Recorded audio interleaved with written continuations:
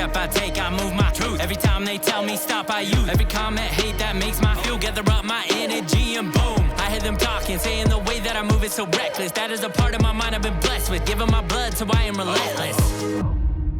This is the Keep Hammer Collective with James, Gideon, Williams, and Kramer and Haynes, and Conor, Larry, Conor. Larry, Conor. We're back. We are so back, baby. The boys are back. All three of us. Barely. Just touch and go there for a second. Got Western for a little bit. Holy shit. What a disaster. Yeah, I think we can use most of this episode to fill that in a little bit. Yeah.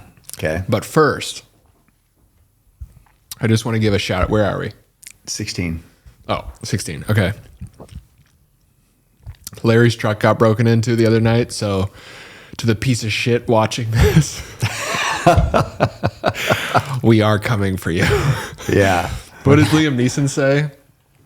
I have a very defined set of special skills, and I will find you. Yeah. So what window did they break?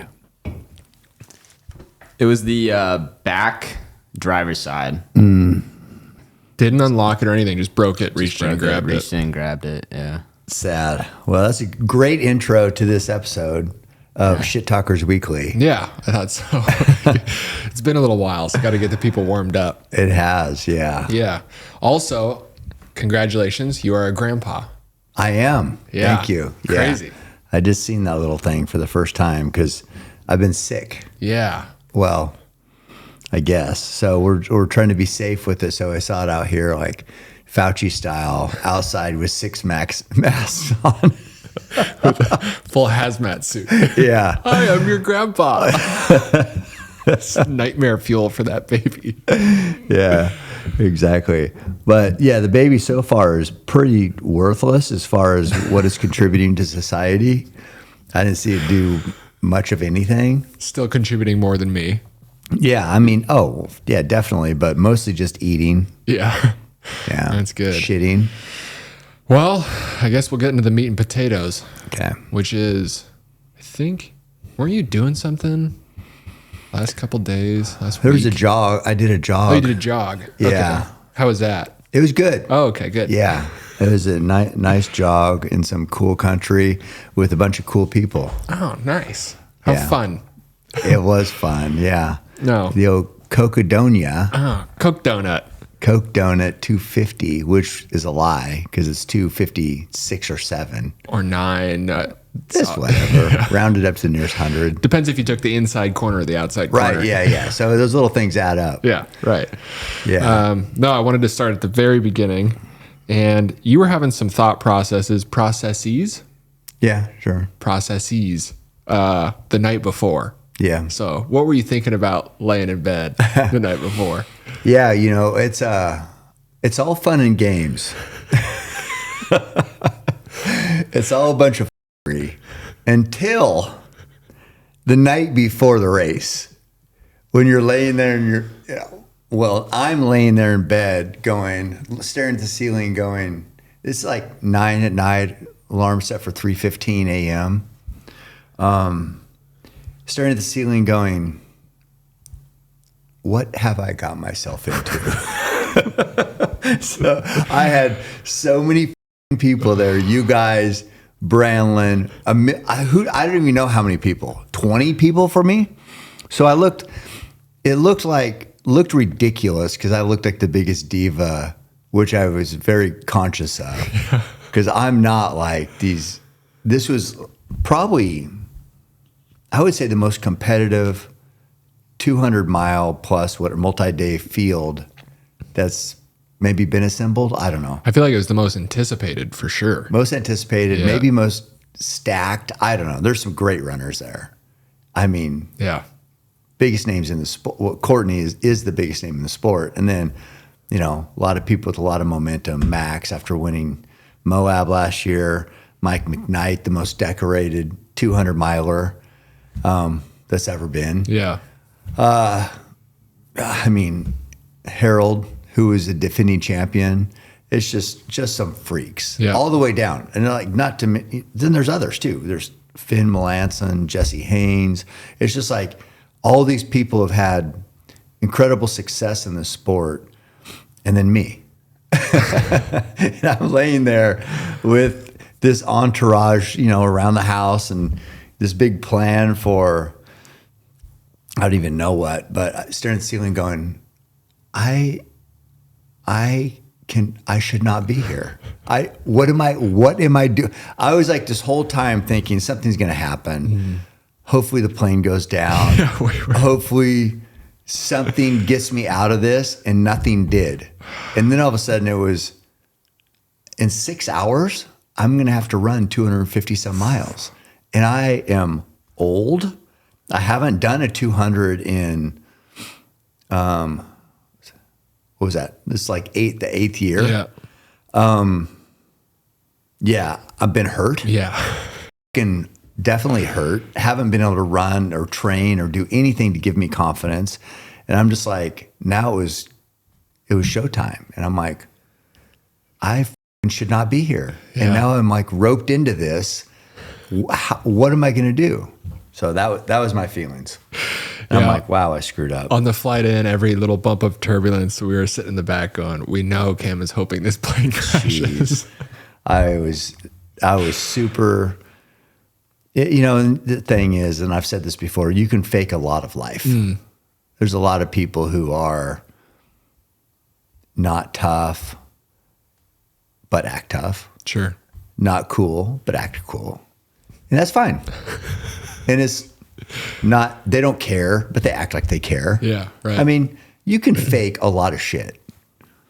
You can't fake standing on the starting line of a 250 some mile race and think that not everybody's going to be paying attention to how you do. And I was like, my confidence was, when I go on a hunt, my confidence is here. It has to be. Right.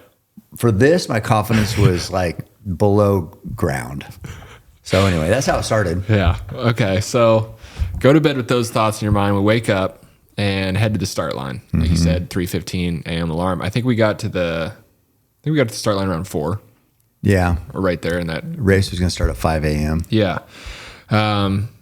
Met up with Courtney before the race. Said a few words to her. Saw Max there. But for me, at the actual start line, minutes before it started, everyone's piled in. The energy was incredible. Yeah. It was really cool. It's electric. Yeah. And we can get to this later, but for me, what was funny is like seeing how high the energy was at the start line and then just slowly watching everybody fall apart. Yeah. Yeah. I mean, yeah. It's a pinnacle there before the gun goes off. And then then it gets real right out of the gate. Yeah. Right. You just start climbing. Yeah. Yeah. I mean, there's no turning back at that point. But so race starts at 5 a.m. It starts to get light. And the first aid station that we could see you at was Crown King, which was 37 miles in. Yeah. I mean, how did it go to that point? Wet, hard. Yeah. You're ahead of schedule. Yeah.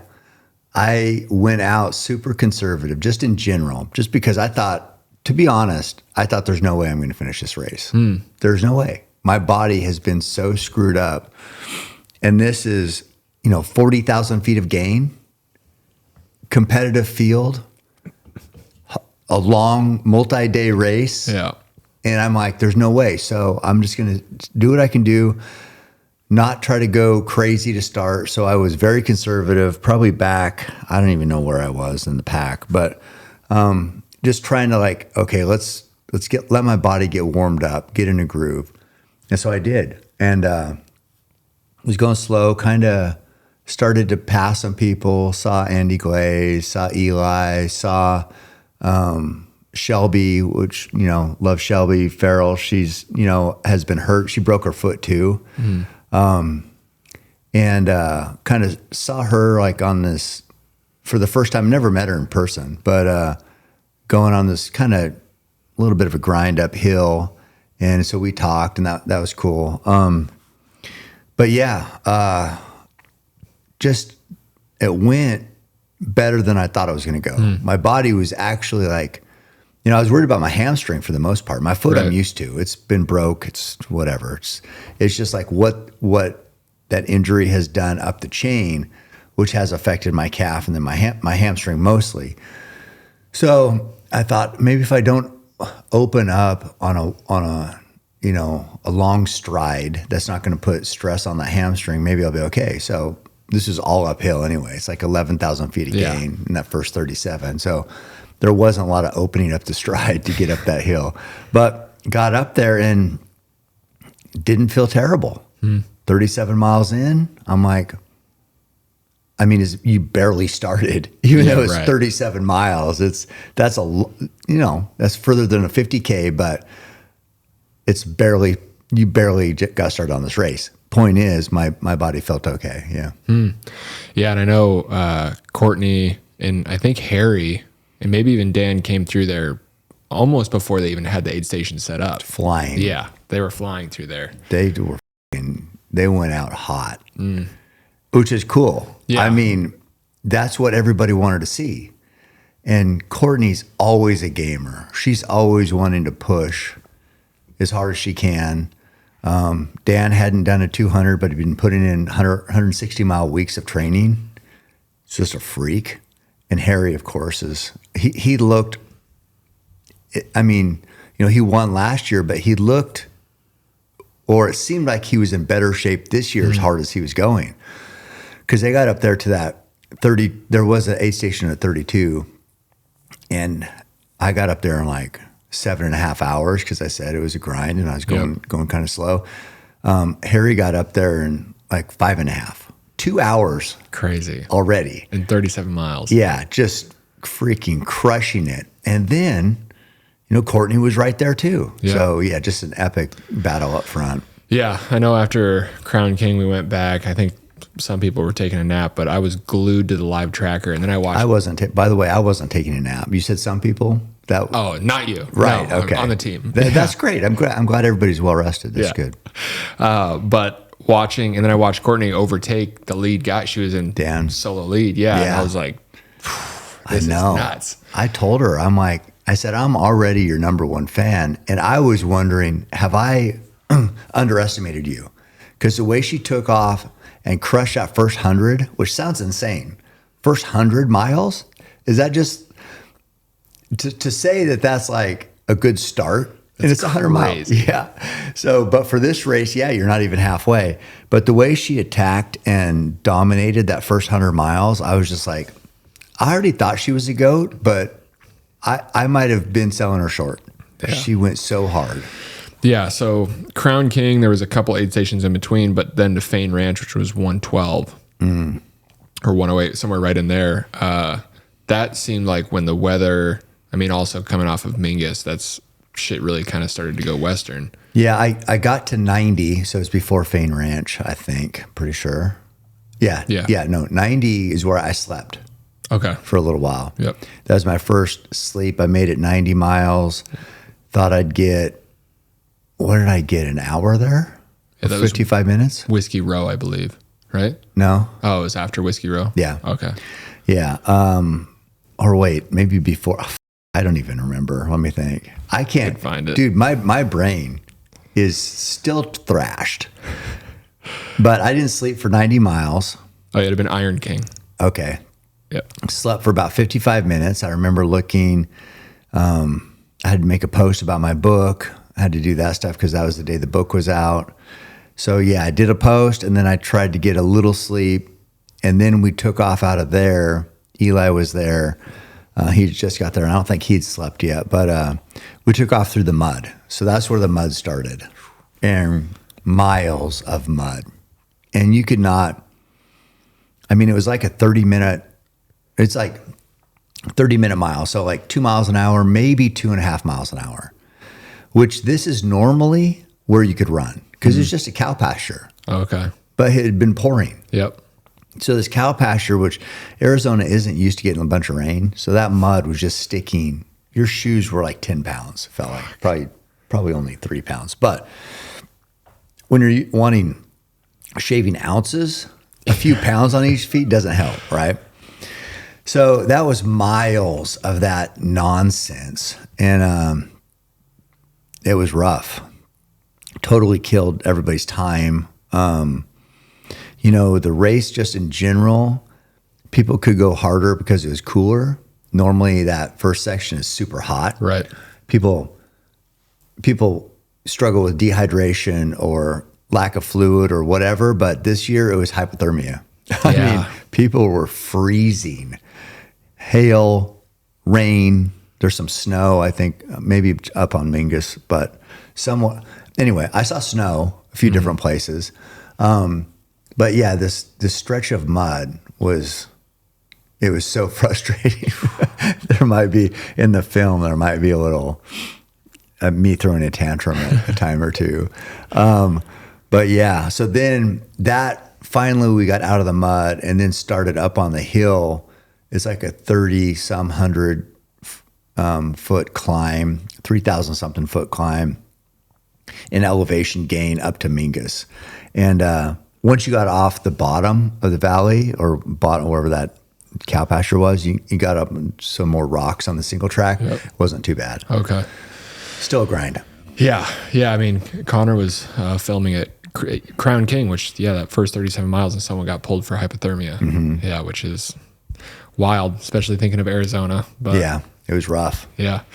And also just in general, shout out to Andy Glaze, because he does this shit unsupported, which is, to me, is nuts.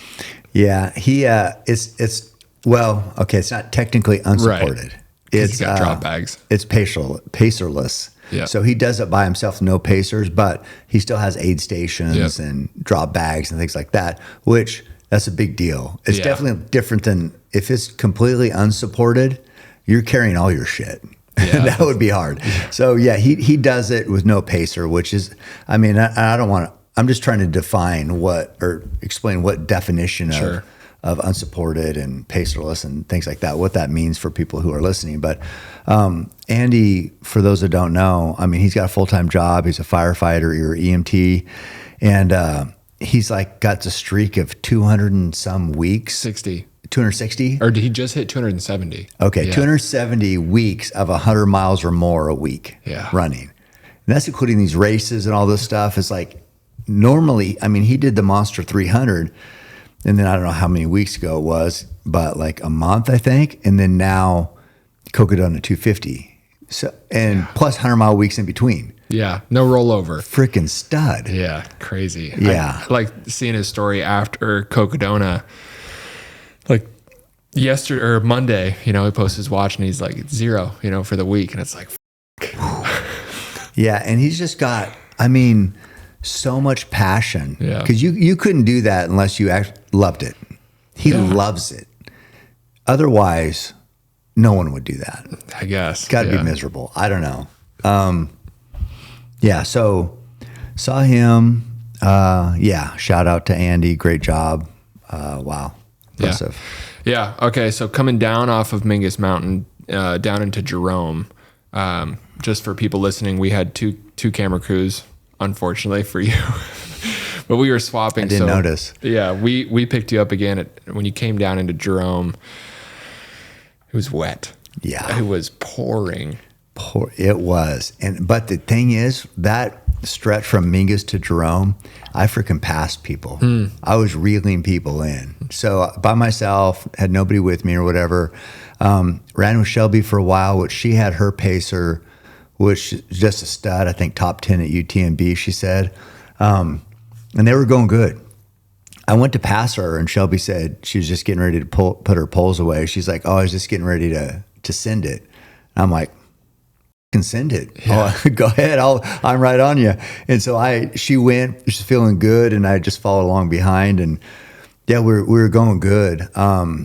Then she ended up, I don't know what she did. Maybe had to go to the bathroom or something, but I passed and, they were back there. And then I just took off and I just started reeling in probably, I think I passed about at least 4 people, maybe 5. And then got down into Jerome soaked. Yeah. And my feet were disaster. Yeah. So Definitely, Macy will have to throw some images up at the feet, but they were thrashed.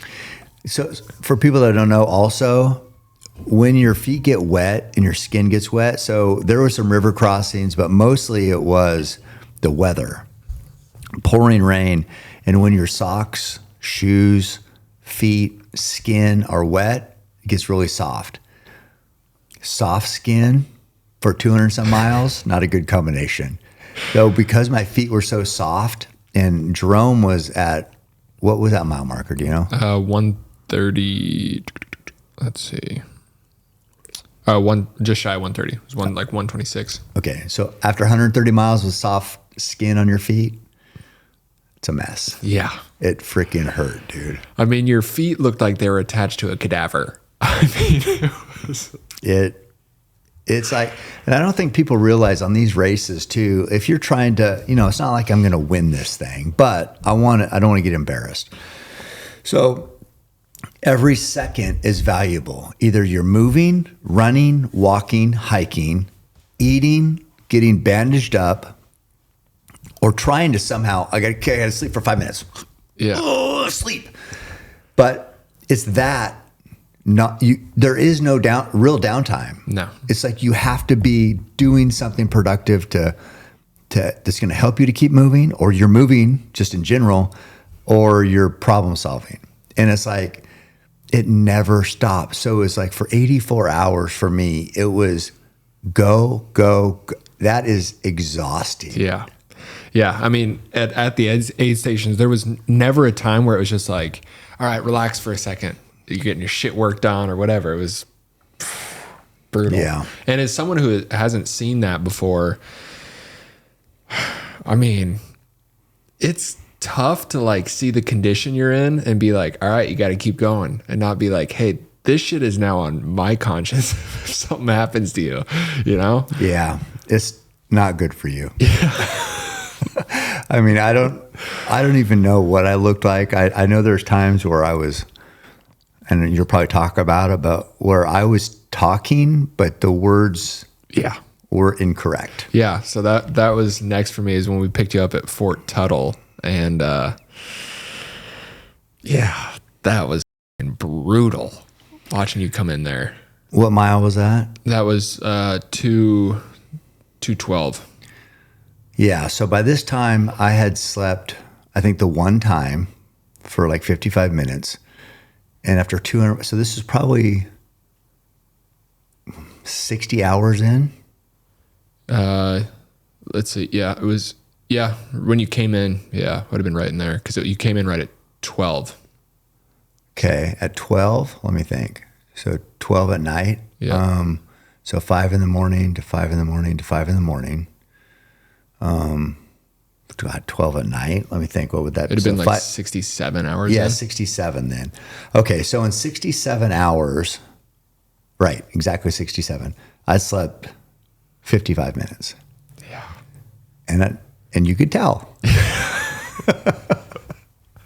Yeah. And again, as someone who hadn't seen it before, I didn't know, like, I'm thinking there's no way this fucker takes an hour nap and he can talk afterwards, Because I couldn't talk. No. I mean, you were putting words together, and we have footage of it, but it's like putting words together that just, like, I don't know what the fuck you were trying to say, But so here's how it works. Your brain breaks pretty much. I mean, I remember that they have to do a wellness check there or something like that. But that guy came up and he's like, "Hey, before you leave, we got to do a mental wellness or health or something check." And I was just like looking at him, I'm like, "Who the f is this guy talking to?" And it's like, he's looking at me, but I couldn't figure out why he was talking to me. And so then I was just like, I remember saying thank you and walked away. Yeah. And it's just like, I was a mess at that time. Yeah, and there was some good chunks in there that you didn't remember, like before you went to sleep. Crazy. And then also physically wise, not in the best shape either, No, I had Taylor with me at that time. It was a grind that night. I mean, it was a grind. I don't even know. It was a mess. But again, for me, which didn't think I should even be there. Didn't think my body was going to hold up. Now I'm 212 miles in. It's not bad. No. I'm excited to announce a new sponsor to the podcast, LMNT. LMNT was created by former research biochemist Rob Wolf and has enough sodium, potassium, and magnesium to move the needle and get you feeling and performing your best. Plus, it has zero sugar, artificial colors, or other dodgy ingredients to derail your low-carb lifestyle. That's why LMNT is my go-to electrolyte drink and trusted by many of the world's leading health experts and athletes, including Team USA weightlifting, coaches, health practitioners, and teams across professional, collegiate, and high school sports leagues. You're also guaranteed to find an LMNT flavor you love. Try fan favorite citrus salt or raspberry salt, get spicy with mango chili, or mix chocolate salt into your morning coffee for a mean mocha. LMNT is offering listeners of the podcast a free LMNT sample pack with any purchase at www.drinklmnt.com/cam.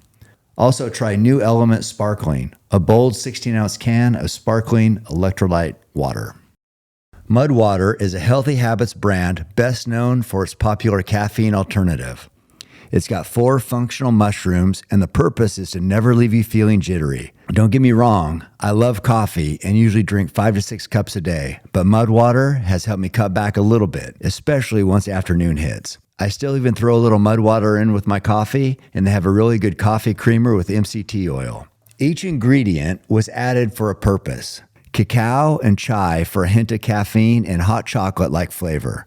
Lion's mane for focus, and both chaga and reishi to support healthy immune system. Plus, it's Whole30 approved, 100% USDA certified organic, non-GMO, gluten-free, vegan, and kosher. Mudwater donates monthly to support psychedelic research and has since day one. They believe the country is in a mental health epidemic and that psychedelic-assisted therapy is one of the most effective tools we have to treat mental health conditions. Mudwater is hooking up my show with a special offer. If you go to mudwater.com/Cam Hanes, you get a free frother and $20 off. That's mudwater.com/Cam Hanes for a free frother and $20 off. Okay, I still had a goal at that time. I remember maybe I was as delusional as I was, but I wanted to finish in the 70s. Yep. So under 80 hours. And I was, whatever, I can't remember. I guess 67 about. But so I thought to myself, well, if I had at that time about 40 miles to go, and I'm like trying to do the math in my head, which I couldn't do. But I'm like, well, let me sleep. I need to get some sleep. Obviously, I couldn't talk. And I was hurting.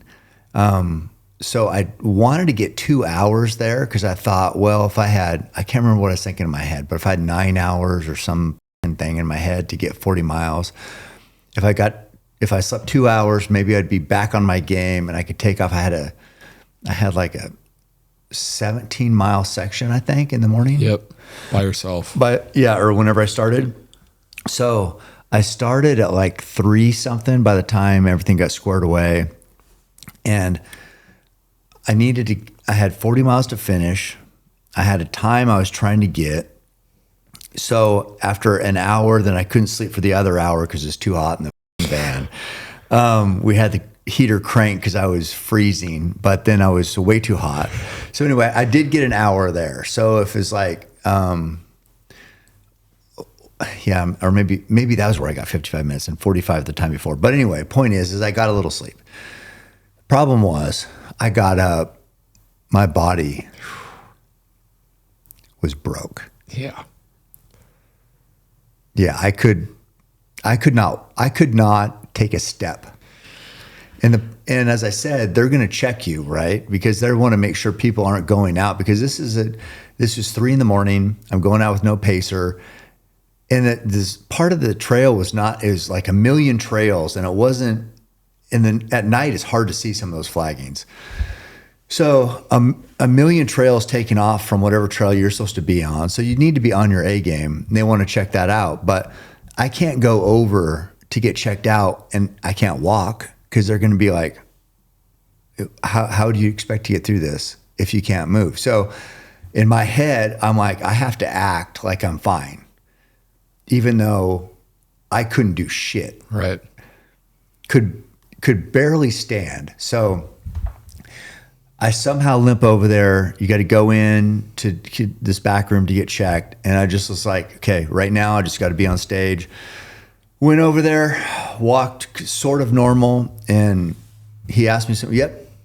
You know your name? Sure do. Yep. Going to knock this thing out. Going to get this finished off. And yeah, we got 40 miles to go. Just like, kind of had been practicing. He's like, okay, good to go. Well, good luck. And I'm like, all right, thanks. And then made it outside, and it was like, it's all I had. Yeah. Yeah. I mean, there was, I don't know if it was from the overcompensation or what, but that left leg, I mean, it was like walking on a 2x4 is what it looked like. You know, it was, it was rough leaving there. And then again, like you said, going by yourself 17 miles, it was like. Yeah. And so here's the crazy thing. I got over to the sidewalk over there, and I'm like, got away from everybody. So I'm kind of in the dark, a little bit on the edge of the light of the parking lot or whatever that fort was. And I'm over there just kind of gathering myself going. I was leaning over on my poles, and I'm like, what am I going to do? What am I going to do here? So every step was like, I don't know. I can't even, people think it's playing it up, whatever. But every step was hurt. So another step, kind of like a little bit of it, try to jog a little bit, push with the poles a little bit. After a few minutes, I'm going. Yeah. I'm running. And it's just like there's a saying, I can't walk, but I can run. And I'm like, I sure couldn't walk, but I could run. And I busted out that 17-mile section. You flew through it. And I don't know how, but I'm just like, I still wanted that hope of that 79-hour finish. So I got through there, and you guys are probably watching the tracker, and you can see like the miles per hour. Yeah. And you know that if most people by that time, they might be 2.9 miles per hour. If you walk, you can walk 3 miles per hour if you're steady. If you're running at that time, at that stage in the race, if you're in the 4 miles per hour, 4 point something, you're moving. Yep. And so I'm sure I was, in the 4s. Courtney texted me that on that. She must have been watching or something on that stretch and just said, you're doing amazing. But yeah, so I busted that out, and I was kind of in the game for the 17. This marathoner from Drew, maybe was his name. He had been tracking me, and he ran up that trail that I was coming down and then ran with me. And he just lives up there in Flagstaff or somewhere around there and trains for the marathon. But so we ran together as the sun was coming up. I saw an elk that morning, just totally by myself, just actually feeling not terrible for 200 miles in. And got that section knocked out, and showed up at the aid station and saw there was like room for about 3 cars, and but there were 6 cars there, all for me. And I'm just like, what the why is there? I said I want 2 cameramen at a time. I don't want 4 guys here. So that's like, I come in, I should be in a good mood, but instead I'm pissed at everybody. Yeah. Do you think, do you think you actually saw that elk, or do you think it was like an omen? No, I saw it for sure. Cause when I was probably two miles into that trail too, when you were coming down it and watching you run, I kept seeing you look off, and I was like, is he hallucinating, or is he actually looking for shit? But no, I was looking. Yeah, I was looking. I saw an elk probably about 5 miles from where I saw you guys. But yeah, cool country up there. It's awesome. Yeah, reminds me of like San Carlos. Yeah, kinda. Yeah. No, it was nice. Yeah. So then from there, that 17-mile stretch brought you into Wildcat. Oh no. What was the name of that? It was right before Wildcat. Wildcat was the last one we saw you at. Yeah. It was like, I think Walnut Canyon. Walnut. So then 8 miles, I think, to Wildcat. So Yeah. I picked up Taylor, and I was with Ryan, who's just a stud. We were back and forth the whole race. He's just he wins these things. He's just a beast. He said, you'd be way ahead of me if you didn't spend so much time in the aid stations. And I'm like, well, dude, in the aid stations is where they put me back together because I can barely do this. So he would like get out of the aid station before me. You guys would bandage me up, and then I would pass him. Yeah. And so we were together, me, him, and Taylor, and then that Drew ran with us a little bit too. I think it's Drew, but a super nice guy. And we made it through that 8 miles, and then we got to Wildcat. And at Wildcat, you see the radio towers up there, and you're like, it's not too bad. I mean, so we just go over that hill down into Flagstaff. By this time, we're at, what do we got left? 20 miles? 20 miles, yeah. Yeah, so 20 miles. I'm like, this doesn't look that bad. And so I said, fuck it, I'm going. I had my Hank Williams shirt on. Yep. I'm like, I don't want to cover this up. I got to stuff everything in my fanny pack that I need. And we'll go fast and light here because I want my Hank Williams shirt not covered up by the pack for the finish. It's a ways to the finish. 20 miles at the end of that race. And then it wasn't just, if we would have went to the radio towers, fine, but we went way the hell some other way, big loop, 10 miles. And then you start going up. And it was a grind up there. I think we did the math, and it was like 3,200 feet that last climb. It was a pull. The cool part was me, Taylor, and Ryan kind of stayed together, and that was fun. And Jeff Browning ran down over the top, and then was like turned around and ran with us. And so I was kind of running with him, and I'm just like, what the am I doing running this fast? Ryan said, I'm out. I'm like, I can't. I'm not burning my matches on this right now because now we're in the sun. And Jeff is like super fired up. Yeah. Loves this whole thing. He's the OG. I love, Jeff Browning is like a legend. So I want to run with him. But sometimes, to quote him, what you want and what you need are two different things. I didn't need to run with him. Right. And even though I wanted to. So he turned around. He was doing a long run. He wasn't doing the race, but his truck was parked back down the bottom or something. But we ended up getting up and over that. And, that was a grind, and dropped down, saw some cool people coming up the trail.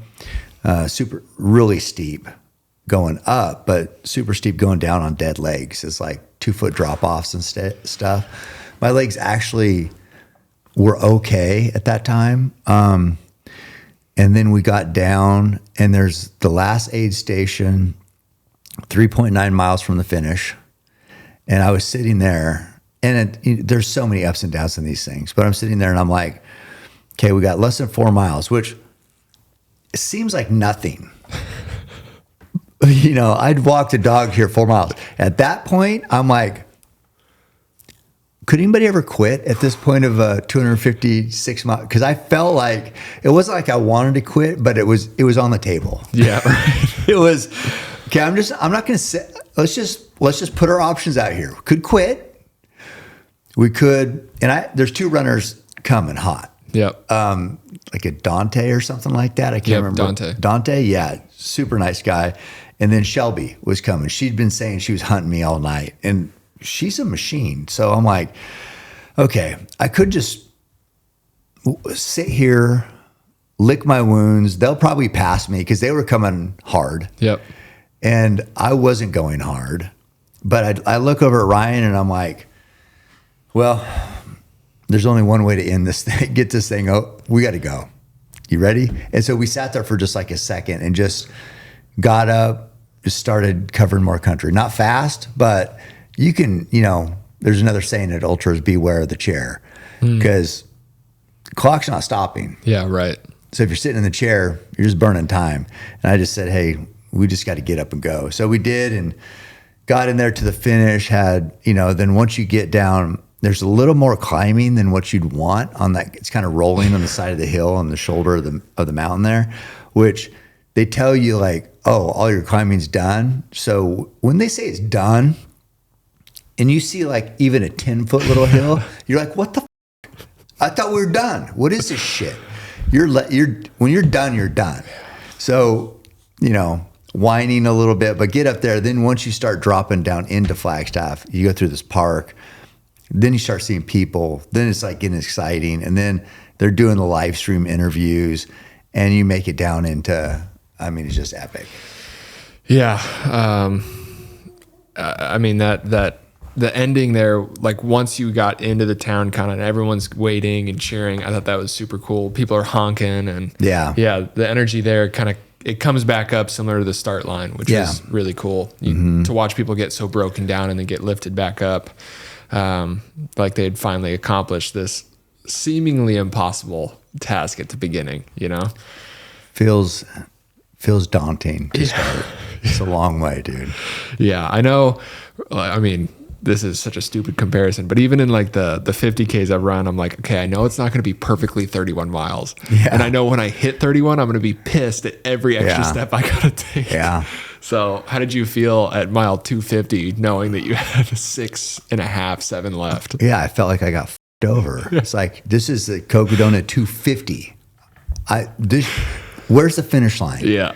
It should be right here. But I told Jamil, we saw him on the sidewalk there coming in. I said, you know what? I said, I was pissed that this was long, but I changed my mind.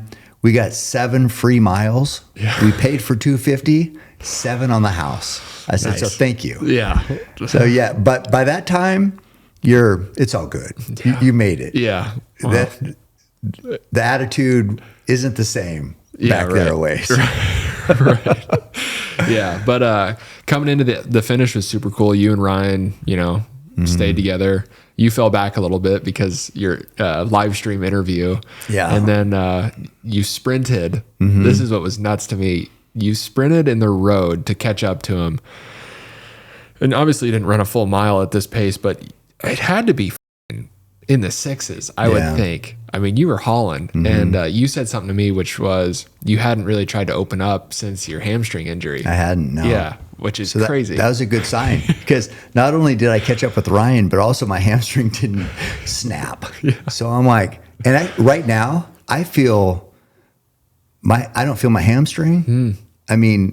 There's a few things that I feel, but I'm not terrible. I did Pisca yesterday. Yeah. And it's felt like, good? No. But it didn't, I felt worse. Yeah.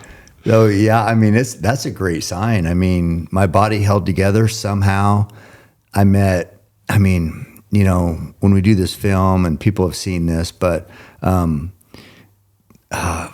many, little Orion, it's Orion. Orion, yeah. Yeah, Orion, yeah. Little Orion was like the highlight for me. Cutest little guy. Oh, man, that was so cool. Yeah.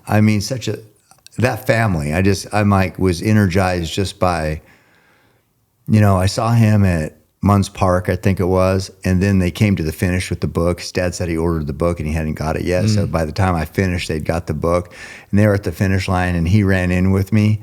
And, man, I'll never forget that. I'll never forget, how everybody from Taylor to Logan, who is Rihanna's husband, to Adam, who paced me, to the Recovery Strong brothers, Shaw brothers, to you and Conor, and Speedland guys, Kevin and Dave. This is like, I'll never forget how selfless and helpful you guys were to help me achieve this goal of getting my old broke ass to the finish line. And I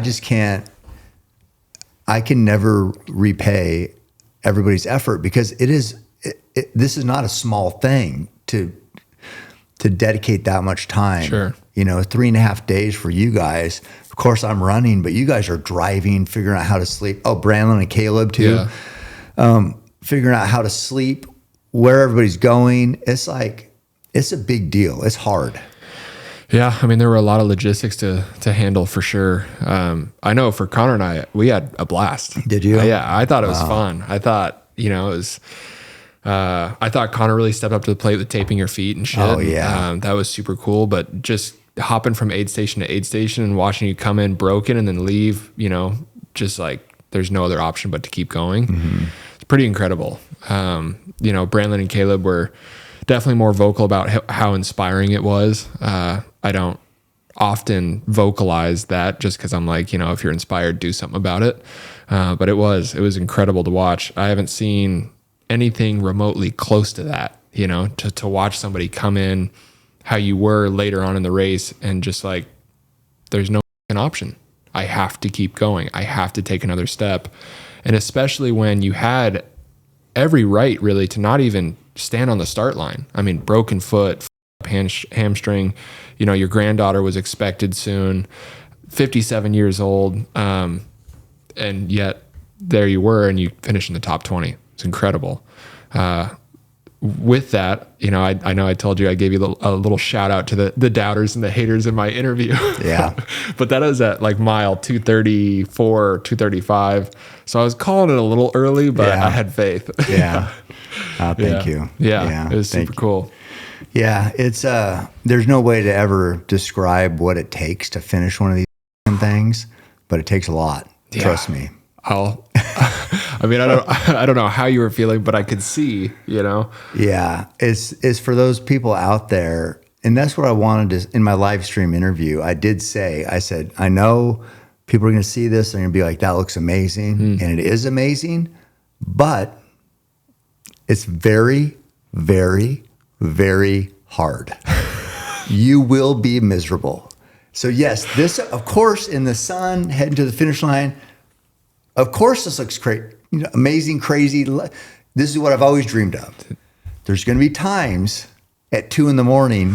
when it's pouring and you're by yourself, where you're like, what am I doing here? Yeah. So yeah, I mean, it's all good. Aravipa, Jamil Curry, amazing effort on putting together a number of incredible events, but the 250 is the crown jewel of it. They have the 125 and they have an 80 mile or two, but the amount of effort and work they put in for that live stream and to make it a good experience for runners, to basically, this is a life-changing endeavor, one way or another, whether you finish or not. Right. Sometimes people fail and they got to come back. They got to go back to work and shore up some weaknesses and then get back out there. But regardless of finish or not, it's going to change your life. Yeah. And so shout out to those guys for doing such an amazing job. And the volunteers are incredible. I think the athletes, I don't even know how to describe the athletes that do these things. It's, they're not normal. I mean, they are got to be some of the toughest people out there. It's as hard as it gets. Yeah, I think what was really cool about the live stream is when you came in, it was funny. I had a couple people that I haven't talked to in a while text me, and they were like, "Am I seeing things, or are you on the live stream with Cocodona 250?" And I'm like, "Are you watching it?" And they're like, "Yeah, I've been tuning into the live stream. Like, that's pretty cool." Yeah, I think they're doing a good job of spreading kind of the sport, and at certain times it had a ton of people viewing it, 13,000, 14,000 people. So it's pretty cool. I did want to ask, before we get into the darkness of recovery, during the race, it seemed like to me that the nights were when like shit was hard, like cold, dark, tired. And then when the sun would come out, it almost seemed like you got a little boost of energy. Yeah. So yeah, how do you kind of navigate that, knowing that that's going to happen? Yeah. That's just the name of the game. There's, you push through, it gets dark a little bit. You got some good daylight hours. Yeah. So you can push through to midnight. You're still kind of riding the evening sun, evening energy. But then around midnight, it starts to wane a little bit. 1 or 2 in the morning gets really rough. Yeah. 3, you can kind of smell that sunrise coming a little bit. 4, maybe the sky's getting a little gray. Right. But that time, and when normally you're sleeping every night, your body's saying, hey, wait, what's going on? This is when we sleep. Roughest time for sure. That's when you just really got to focus on covering miles, and they're going to be slow. But once that sun starts rising, it's just like as humans, we're just used to like, okay, day starting. everything changes. Yeah. The sun, Yeah. sun gives you life, gives you energy. Yeah. And I know I asked you this before, but I thought it would be good to ask on the podcast again. When you are tired and beat down and, you know, you come into the aid station and you sleep for 30 minutes, 55, whatever it is, how hard is it to wake up and know you got to put all your shit back on and get back out there and log more miles? You can't think about it. Yeah. I mean, you can't. You get energy into that, or you give energy to that. You're taking energy from what you need to propel yourself. So it's just the name of the game. Yeah. Anytime if you woke up and said, I don't think I can do it, I need more time, wheels are going to start coming off, I think. So I'm just like, it's just, I don't know. It's just not, it's not really debatable, or it's not really up for discussion. It's just like, no, I said I'm going to leave by this time. I got to get up and start getting my feet put back together, start getting some calories in, and get going. So yeah, I'm just focused on what do I need to do to get moving. Yeah, because I'm thinking like, you know, it's hard for people to get up after 8 hours of sleep doing nothing the day before. And yeah, I mean, all I want to do is tell everyone to shut the fuck up and let me go back to bed. Well, those people that struggle with that aren't going to be doing this race. Yeah, well, that's true. It's a unique set of challenges. It's multi-day. Okay, so ultras, how they work, I'm sure most people listening know, but 50K is the shortest ultra. An ultra is anything over a marathon. 50 miler, that can be a long day for people for sure, because it's 19 more miles than a 50K. Right. But it's still the same day, right? You get it to the hundreds. Okay, now you're going through a night, but it's just one night, and you can push through one night. Little kids, they stay over with their friends. They're like, stay up all night, and those little can do it. So you can stay up all night running to get 100 miles done. The multi-day, which is anything over 100, you know, the 250, 300, like the Arizona Monster Taylor just did. But anytime you get over 200, now we're talking multiple nights. Whole different game. Whole different game. It's you cannot predict how it's going to go. You can predict pretty well hundreds, because there's just not the variables on the sleep and the nutrition and how people are going to navigate the night, or the second night. It's not the first night. The first night's okay. It's the second night when your brain starts, if you hadn't slept that first night, your brain starts doing weird things. That's where the hallucination starts. That's where poor decision-making starts. That's where maybe drive will start to wane. But so that's why 200s are this wild card, which you don't know what's going to happen. Yeah. I mean, I don't think I'll ever touch 200 miles, but you never know. It's rough. I mean, it's rough, but now, oh, good, baby. Yeah. 100%. Yeah, I don't even remember those hard times. Yeah. So you always say you'd like track athletes, ultra runners to talk more shit. I feel like now's your chance. You had some people doubting. Somebody called you can't do this. You're an influencer. Yeah. You know, people doubting that you would even finish. Top 20. Let's hear it. Yeah. Give them something. Come on, baby. Hey. I'll be the anger translator. You. Yeah. It's, there's really, I can't blame them for doubting me. I mean, if you look at just the circumstances, Sure. there's not a lot going my way. I mean, what would be the positive, or what would give somebody confidence that I could finish? Got that dog in you. Yeah, right. Everybody says that shit. So yeah, I mean, that's one reason why I like events like this, because like I said, you can go through life pretty easy and fake a lot of shit out there. Right. You can act tough. You're not tough. You can act smart. Maybe you're not that smart. Maybe you know a few little things. You can tell all these, war stories from high school about what the athlete used to be. All that's fine. All just words. Show me. Yeah. Show me. Okay. I hear all that. That sounds great. Show me. This is a chance where you don't have to say shit. You just say, I'm lining up for this 200-mile race and I'll see you at the finish. And if you can do that, you don't have to talk much shit. Yeah. Do you? Right. No. That's good. I feel like there's not much anyone can say now. I can't imagine there is. There will be. People will come up with something. God bless them. Yeah. But, God bless them. No, I mean, and to be honest, I had to prove to myself as much as anybody that, like I said, I did that interview before, and I'm like, I got to prove that I am who I say I am. I mean, like I said, words are cheap. Yeah, right. And I've done some 200s, but when? When was that again? Yeah. Was that how many years ago? Fuck, you still got that in you? And I'm like, well, I don't know.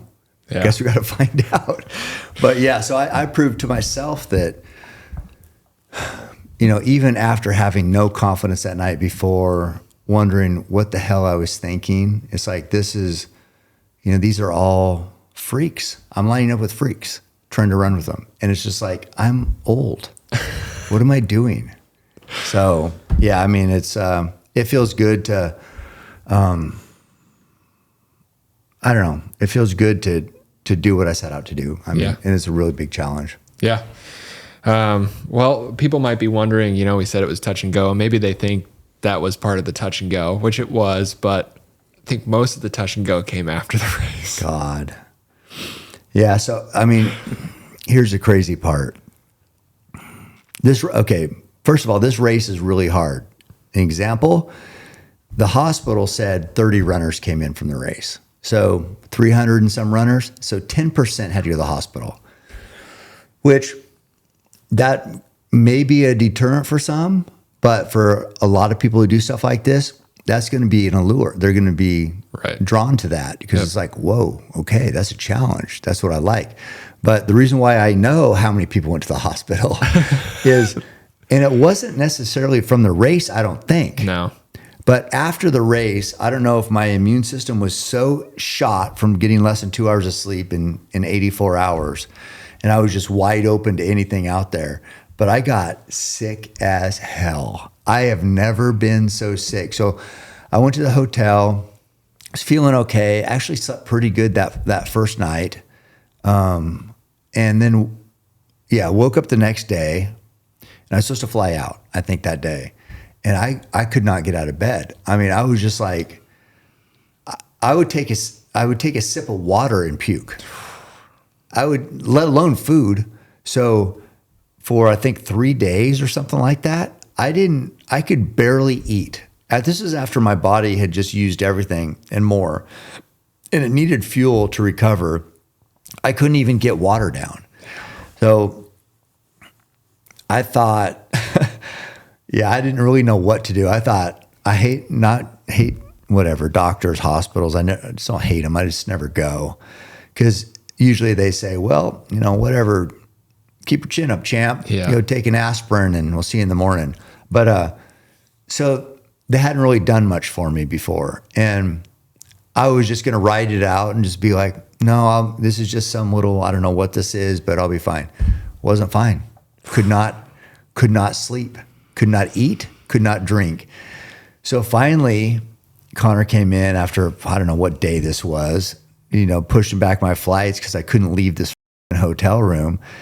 And he's like, what do you think about going to the hospital? And I'm like, yeah. Because I was like, I didn't know what to do. And we went over there and, got IVs and EKGs and all this shit. And, the doctor said that she had seen like 10 people with, what was that? Norovirus, yeah, norovirus. And, I told her, because she did all the stuff, it was just like, well, yeah, you're good. You could have had rhabdo, but now I've got 2 IVs since then, so it's hard to say. There's a little bit, the markers were a little high, but not up to 10,000 like they would say would be rhabdo. So they gave me this stuff, this anti-nausea stuff, because I puked in there twice. Puked like 6 times in the hotel room that morning. And then I was done. And then I was like, oh, wait. I said, so why was I puking? Because it's like, this was so unrelated to race stuff, that like the fallout from the race stuff. And then that's when she told me about the neurovirus. And I'm like, I said, so you think I just got that and that it's just a coincidence? She's like, yeah.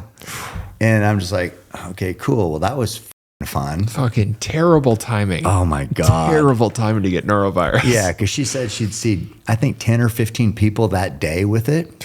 Because it had people that had been on the Arizona Trail. I don't know how the works. But anyway, we saw people in the waiting room puking and coughing and all sorts of other shit. You want to have a fun time? Your kids want to go to the amusement park? Yeah. Take them to the ER weight room. That's way more fun. Yeah, really. So, yeah, I mean, the doctor was great. The nurses were great. Everybody's great. I left there mostly taking that, what is that? Zofran, yeah. Zofran. So for the nausea, so I could eat. And once I could start getting calories in, my body was like, thank you. Yeah. This is great. We could have used this a few days ago. But yeah, so they gave me, and also gave me something to sleep. So I slept like, I don't know how much that night, got up the next day and had some golden grams. I was like good to go. Got a little bit frisky and got sick again. But my stomach wasn't quite back. But man, brutal. Yeah, that was, I mean, we had an extra room key to your room and we were like, we're going to walk into this room. This guy's going to be dead. I mean, it was I know. rough. Yeah. Yeah. I've never been that sick. No. And I don't know. We didn't test for the, what the fuck was it again? Norovirus. Yeah, we didn't test for it. She's just saying she'd seen people with same symptoms and this and that. I mean, because I did say, I said, could it be food poisoning? Because you know aid stations and food sitting around and I'm just eating anything. She's like, could be. I mean, but the point is, I don't care what it was. I was sick as. Yeah, and with terrible timing. It was awful. Yeah, it was rough. But man, when you did wake up that morning, was that Sunday? Because we flew back on Sunday. Yeah, and you were like feeling better. It was like, oh, yeah, we did it. We'd been there so long.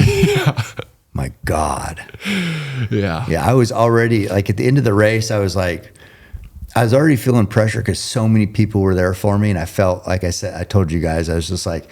I said, I don't want this fucking crowd of people around me. I feel like a diva and I'm some dipshit that's not even part of, like, not elite, not whatever. Why do I have 100 people here?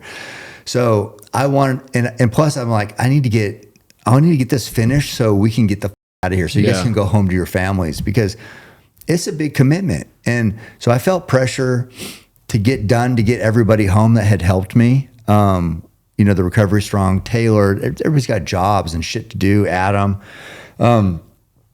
Brandley, Caleb have shit to do. You guys don't have anything to do. Yeah. But that's everybody why we else, stayed. Everybody else is. But I wanted to let everybody get, and then after that, I wanted you guys to get home because it's like, I'd been there already all week. Yeah, and now right. I'm 3 extra days or whatever the hell, just not leaving this hotel room. So yeah, I was feeling pressure just to let's just get the out of here. Yeah. I'm glad we stayed. Oh man. Fuck. I couldn't have flown any time sooner than when I did. Yeah. I mean, there's no way. No. I couldn't move. Yeah. It's rough, but somehow got through it. Mm-hmm. Yeah. But what was so let's hear your guys' thoughts on this thing. Give me a summary. The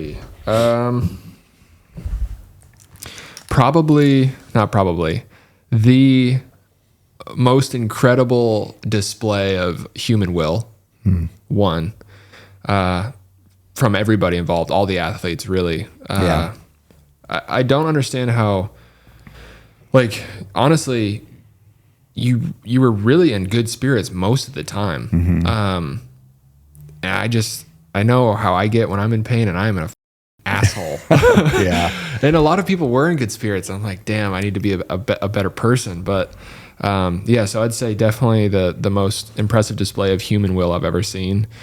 I'd also say that it's just like it seems like time moves differently for the runners compared to the people watching or the crew. It was like, okay, we're parked in a parking lot and, being idiots for 4 hours waiting for you to come in, but you're running or moving the whole time. So it's kind of trippy just thinking about like, or when Rihanna's back at the Airbnb sleeping and you're running through the night, it's like, that's brutal. Yeah. So a lot of it is like, okay, you know, there's a lot less to complain about for sure when people are pushing themselves that hard. Yeah. And, you know, I don't know why all those people went to the hospital. I mean, normally it's a heat related injury. This was hypothermia, I think, or the mud, or just like, normally it's a lot of little things that add up to get you off the course. But even the most elite of the elites, Courtney dropped at 108, Max dropped at 130 some. No, he dropped it right at that Wildcat hill. Yeah, 230. Michael Vestige, I think is his name. He won the original Cocodona. He lives right there. He dropped. I don't know why. Yeah, 166, I think. 166. It's just like this Jesse Haynes, who I mentioned, who won Moab before Max did. He dropped. Oh, he did. Yeah. I didn't know that. Wow. So this is like, these are the best of the best. And for whatever reason, I don't know. I mean, you know, it's not like these guys, I mean, it's a real reason to get those guys off the course, right? Yep. I mean, this is what they do. This is their job. So it's like, it's hard. And you don't know what your body's going to do. You don't know if your body's going to respond or if it's just such an unknown. Because any one of those people I mentioned, I would put money on. Well, Courtney, I thought she's going to win and break the course record. And she's the toughest human I've ever seen. So for her to drop, it's insane. Yeah. But, you know, legit, it's like, Yeah, right.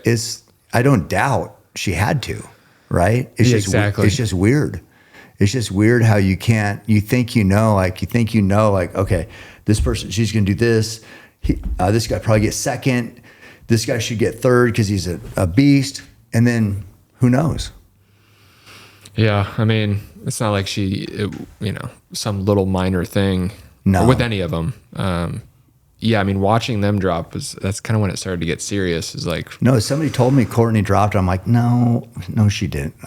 I saw the post pop up and it said, well, my run's over. And I was thinking, she's sleeping? Is that what she means? And then it was like, no, she's dropping. And I was like, no f***ing way. I thought somebody had screwed up. Yeah. Because somebody told me, I don't know if it was an aid station or maybe it was you, but it said Courtney dropped. I'm like, no, she didn't. I was like, there's no way. Yeah. But yeah, this shit's serious. Yeah, really serious. And I don't know if like that first day was so cold and wet. She's so, slight. I don't know if the cold really zapped her, because it was so unanticipated. Most people for this race do heat training. Yeah. They're training in a sauna because it's going to be 1,000,000 degrees. And now all of a sudden it was hail and rain and snow and wind. Brutal. Yeah. Because what happens is like you have these circumstances you're anticipating and you're problem solving for those circumstances, and then it's a whole nother, like the exact opposite of this challenge. Yeah, it's hard. But I was blown away by the carnage that this race caused. Yeah, it was rough. Larry, did you have any thoughts?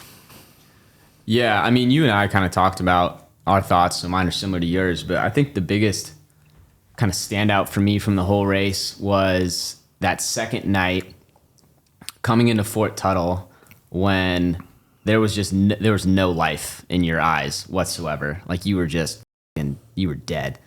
And James and I were talking while you were getting that 55-minute power nap before you roasted alive. And we were like, dude, I don't know if he's going to be able to keep going. Yeah. Like we'd never seen you like that. We'd obviously been with you for the past few months, like watching you kind of deal with the aftermath of the foot causing the hamstring injury and not being able to finish that 50K and then not doing Boston. And I think for me, it just kind of all came together, and it was like you had every reason to not even start, like you could have had 1,000,000 very valid excuses to not even put your body through that, to not even put yourself through that. And yet you chose to anyways. And that same night, like you had your first grandbaby born. It's like you had a million reasons that most people would completely understand to not be there in the first place. And then it really struck me when you were stepping out after you did the whole mental health thing and before you kind of went around that corner in the darkness and had your heart to heart moment with yourself. But you looked at everybody who was there and you were just like, you were like 40 miles. You're like, let's just do it. He's like, I just got to get this over with. Yeah. And you just like, I watched you limp off and I was like, dude, like to me, it like hit like all the times I think about like, oh, you know, it's too late to go to the gym today. Or, you know, I don't really feel like running because I, you know, ran yesterday and I'm sore, whatever bullshit excuse that everybody comes up with. But it really put into perspective, like none of those are valid. Like when you're pushing and when you have the mindset that it's like, there is no other option. Like it really, everybody says that, you know, everybody kind of says that, but watching someone actually live that to me was, I mean, and I've been around a lot of really, really strong, tough individuals in my life so far. And that to me was like a fucking, that was a pretty strong moment for me. Yeah. So that was, I think, the biggest takeaway from. Yeah. I said this to Brandon too, but it was like everything else I've seen you're basically invincible to me. It's like, you know, you are Superman. So to see you in the state you're in, basically beat down and boiled down to your core and still have that same discipline and motivation was like, this is for real, you know? Yeah. Well, thank you guys. Yeah. I mean, yeah, that was a rough patch right there, I'll tell you. Yeah. But that's what we're saying is like, that's a rough patch, but you're still, that's who you are at your core. If anyone would listen to one thing I've said this whole time, it'd be, this is just who you are. It's not this fucking influencer bullshit that whoever said that said. It's like, show up, then you do it. You know, it's the real deal. Yeah. Thank you. I don't know. I don't feel tough most of the time. And at that time I just felt like this is just what I got to do. And when you just don't give yourself any options, you know, 40 miles is a long way. It's like, in 40 miles. Yes, again, when you did 200 already or 200 and whatever 14 already, it's like a small percentage of that, but not that small. No. It's not, what is it, 20%? It's like, it's still like, 40 miles can take a while. Yeah. Did you go on a 40-mile run today? Nope. I've never gone on a 40-mile run. Right. So it's like, it'll test. That's what I say. When people see all this stuff and they see the finish line and they see the cool photos and they're going to see this video, maybe if I look as crazy as you guys say, maybe people will think differently, but you'll see all this and you'll see how amazing it looks. It is really hard. Yeah. Don't be fooled. Get prepared. Because it is really, so Truett said something like, so all in all, was it not that bad? You know, since your leg held up and things like that, or I don't know what he's referring to, but I was like, well, no, it was that bad. And I said, I don't know how I finished this one or any of the other ones I've ever done. That's how hard they are. I have no idea how I did it. It's so hard. It's just like, you can't explain how bad it hurts. Yeah. I hope we're able to convey that. And I think we will be able to. I mean, we got some good footage of you in the pain cave for sure. So, yeah. Yeah. No, I mean, I think two big advantages I had. Well, no, not two, more than two, but Conor and Rihanna with their medical background, it's just like they'll get in there and do whatever it takes. It's not like, oh, I'm a guy, I'm not going to touch some other guy's leg type thing. It's just like, no, this is, we've got to get We got to treat this. Yep. So it's that mindset is different. And Rihanna was just doing everything. And then even Kevin from frickin' Speedland, stud. Yep. And he's in there just fixing my feet because my blisters and things like this. And it's like having people like that. I couldn't have done it without those three people right there for sure. But then you have Taylor, who I trust as a pacer. You know, and we've been together so many times in the mountains, and he's a stud. He knows what to do. He knows what to take. He knows what good decisions to make. Adam, you know, selfless, went out there, paced with me. Even though sometimes I'd say like, I don't need a pacer during the day. Yeah. You know, I don't want to deal with somebody else. I want to talk. But he was great. He was fine. It's like, even though if I got kind of pissy because I was tired and thought I wanted to do a section by myself, you know, I would, or he would go, you know, then Logan went with me, I think, on a couple night sections. Yep. And he's a great runner. He did good. Doesn't talk, which is perfect. Yeah.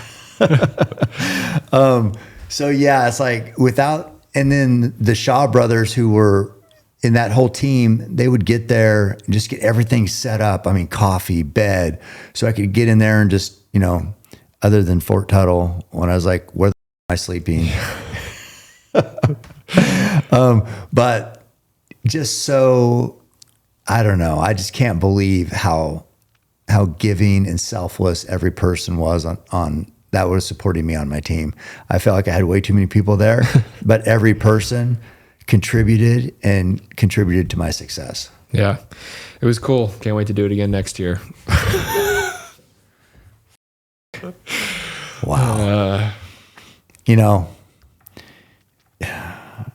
luckily our memories suck because I'm already thinking it's just like, wasn't that bad. I mean, wasn't that bad? Wasn't that bad.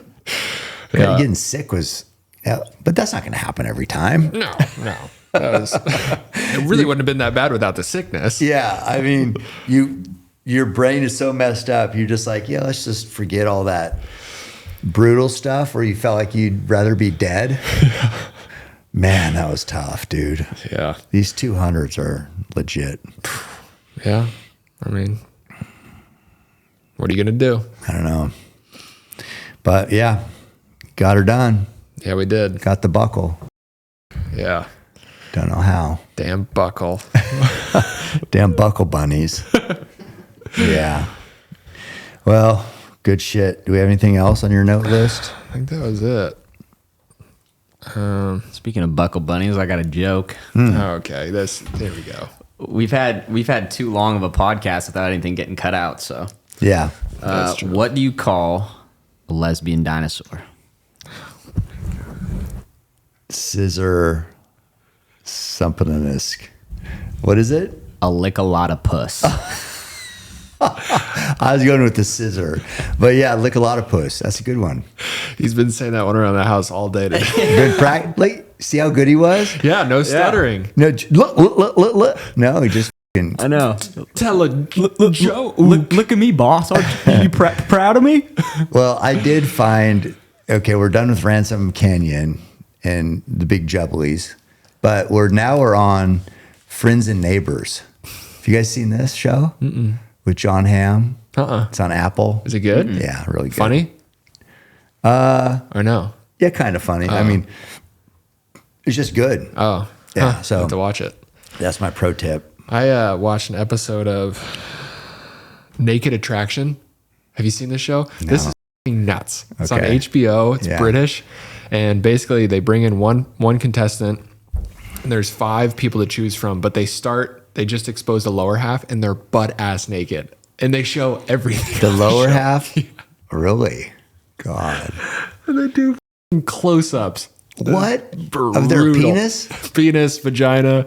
There's this chick had a vagina and we were like, looks a little off. Like, what's Yeah. going on there? Tranny. Yeah, that's the old wild card there.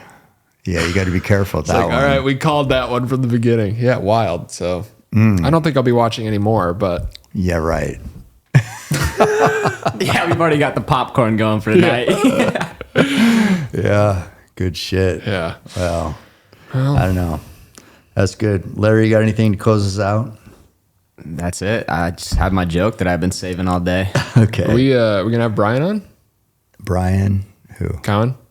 Who? Cowan. Callan. Oh, yeah. Do you pronounce the L? Brian Callen, yeah. I got to ask him. I never asked him yet. I know he wants us to go to the show. So, can go into the White House. I know that. Yeah. That's pretty sick. Yep. So we'll have to get that. I gotta figure out who I can take. We gotta capture it though. Yeah. So I got invited by RFK and some people call him 47. 47. Big 4-7. Big 4-7. Yeah. So yeah, I think we'll be making a road trip, boys. Let me see if I got the invite. They're supposed to email me the invite. I call him Big 4-5.